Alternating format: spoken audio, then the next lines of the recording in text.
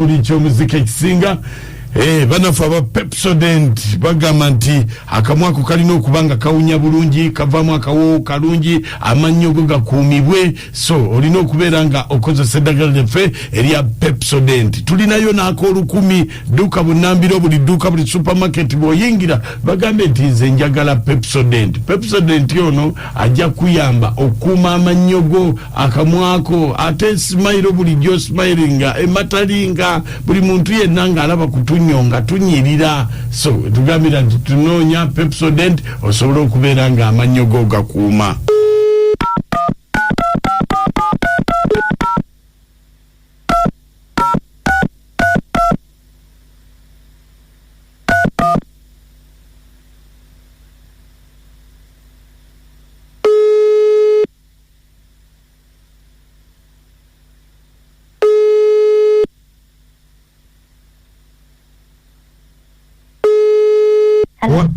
Nyabo Wansebo nze bampita mukunja mu ndobe so wano mu program simuka kumacha wangambye nkukubireko naye mama kunja nagambye nkubireko so munaye nina obuzibu nina omusajja wange naye omusajja wange bwe mukubira amasimu takwata ate nina abaana babiri baana bandwaliridde naye omusajja bwe mukubira amasimu tagakwata.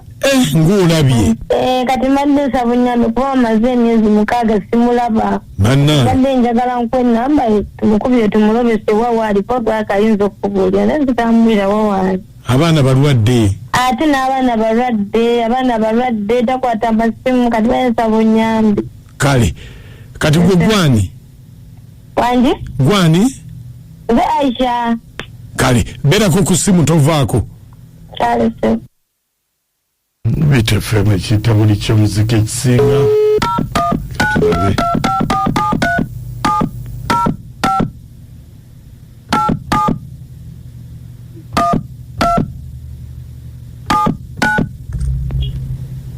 Mesimu jiulira njiulira Serika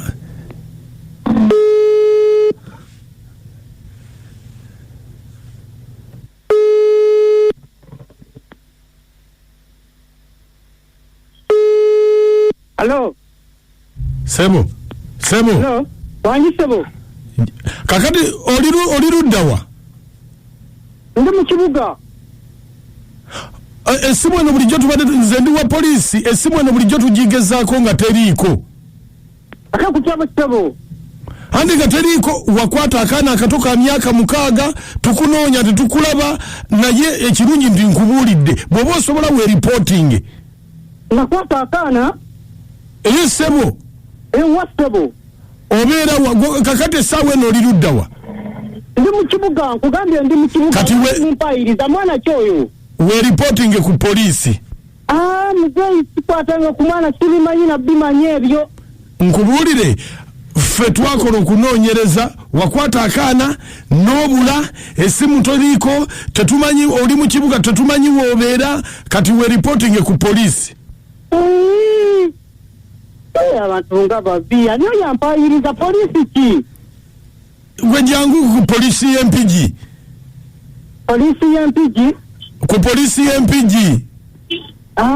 polisi y'empigi kandabe muzeyi naye nze omusajja ow'abakazi abasatu nina Linda nina Namutebi nina Melissa abo bonna bakyala bange bampayiriza batya ku mwana omuto oli nani nina Melissa nina Linda ne Namutebi okola bakisoboka nsajja gwoli kisiru nganze tomenye mbakazi bo gwani nyabo bakyala abange mukazi wo abula bane toli mwana musajja gwe sidde Melissa mukwano siyenze Melissa ate gwani mama nze Aisha nze kugamba nerabidde Aisha toyina kikula mukazi we kiba kyakulya Aisha okawa bukayo olinga kigaji weba kusanga era nyanya teyinza kulya nyamayo sajja gwe toyina waka naawe Aisha oli musiru ala benina gwe toliimu nina kumanya Omwana wa munono mwite Kigaji. Ono Masa Namirembe Kyengera. Naye bannange mazima ga Katonda wulira akasajja ako bwe kajerega omwana w'omuntu gwe kakeera ne kazaalako abaana ababiri abalamba nene katandika okumujerega kamulese mu nnyumba kali mu kumubonyaabonya mukazi wattu abaana balwadde nene kaddawo ne kamubonyaabonya akasajja ako keetaaga Mukama n'akakuba balaayi ne kadyoka katandika okumuvuma obuvumi. Mwebale nnyo ku Beat FM. Ono Kafeere Semuto. Yaman. Na abasajja tulekera okononera abakazi obudde bannange.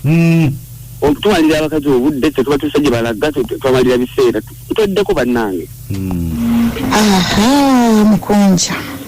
Oba abasajja muli falumbe ki? Oba mwagala ki? Kale wulira. Nainza amagezi gemuwa Aisha. Akole bibye. Ave ku ngwa y'omusajja. Akolerera abaana bajja kumalako.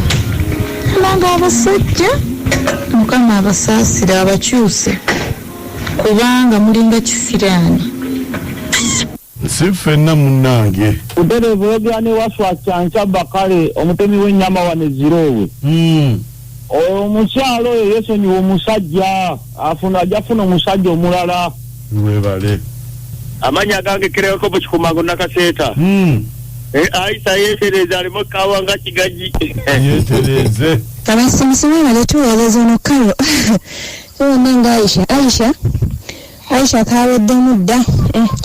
Oyo akawa afuna sukaali yeddaabirize afunamu munnange obutakawa buggwemu. Ono kalo emisanvu enyendereza enjuwereza akabatuze b'emisanvu bonna. Beat FM ekintabuli ky'omuziki nze Tamale Faizo muzuko mugema agaba ezokuba Lijja gwanga ya Uganda onakulwa badde mpira gumu gwasambidwa timu ya Express yakubidwa Gaddafi goals abadde 3-2. Gaddafi erwana butasalibwako kuba yemu kwezo timu eziri mu relegation zone so basobola okwanga bakubi Express goals abadde 3-2. Then mu gwanga Spain wabaddeyo emipira egyasambidwa Rayo Vallecano yakubye timu ya Granada goals abadde 2-1 ate nga timu ya Sevilla yakubidwa Cadiz egole abadde mu kubwerere. Celta Vigo yakubye Atletico Bilbao goals abadde 2-1 ate nga timu ya Atletico Madrid yakubye Getafe goals abadde 3-0. Then ate Bufaransa timu ya Reims yakubye Olympique Marseille goals abadde mu kubwerere ate nga timu eya PSG yasobodde okubanga yakubye Nice goals abadde 2-1 nga timu ya PSG yawangula omupiira ogwo. Ne Nice bafunyemu ekibumba bafunyemu red card mu gwo omupiira naye nga abasambi abatebedde timu ya PSG kwabadde ko musambi gwe bayita Bakola Bradley then no musambi aitibwa Yoram bebasobola okwanga bati bagoza timu ya PSG so PSG ne wangula 2-1. Ebungereza timu ya Brighton yakubiddwa Chelsea goals abadde 2-1. Chelsea bayise musambi aitibwa Cole Palmer begoli ya Sose then Nkoko nakuba goli eyokubiri ne bafunyemu ekibumba Rich James yafunyemu red card mu dakika ekinana Chelsea nagwangula 2-1. Then ate Manchester United yasabye mpira gwabadde omulungi ennyo nakulwajjo nga bakuba timu ya Newcastle goals abadde 3-2. Timu ya Man U yawangudde goals abadde 3-2 nga bakuba timu ya Newcastle. Man U yatwadde ku sente ennungi ebitagambika. Katwetogere timu ya Manchester United akasera kano bali mfo kya 8 ne points 57 aba timu ya Manchester United. Ababatebedde yabadde Kobe Maino Diarra Kosomsami Hajilande so wetogere amani nga begambyeko ekifo kyerimu kyekyo kifo kya 8 ne points 57. Then Chelsea bali mfo kya 6 munywanyi wa Gegwe awuliza Beat FM ekintabuli ky'omuziki kakati chunga tukivuddeko timu ya Manchester United mwana tubagenda kwetaaga omutendesi atereka timu ya Ipswich aitibwa Kerian McKenna. Onono yaliko ne kutimu yabwe ya under 18 yakolako ne Olguna Shosha yakolako ne Ralf Rangnick ali timu ya Ipswich yajiyambyeko okugireta mu kibinja ky'ababinywere kya Premier League ate yajiyambako kujija mu League 1 yajiyeta mu Championship najja mu Championship najiteka mu Premier League so omutendesi wanja olu myaka 3 timu ya Man U emwetaaga tuziganyeko ku mikitundu ze Tamale Faizo